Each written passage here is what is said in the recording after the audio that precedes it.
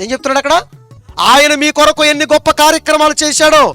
సూర్యుని వెలిగించింది ఆయన, భూమిని తిప్పేదాయన, పంటలు పండించేదాయన, వర్షాలు కురిపించేదాయన, చెట్లకు ఫలాలు రప్పించేదాయన, రుచులు రప్పించేదాయన, రంగులు వేసింది ఆయన, వానను కురిపించింది ఆయన, అణువును సృష్టించింది ఆయన. ఆయన వలన బ్రతుకుతున్నాం.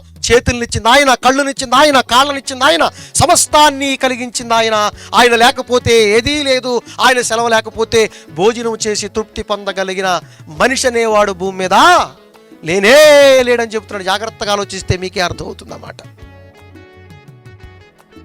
అర్థమవుతుందండి?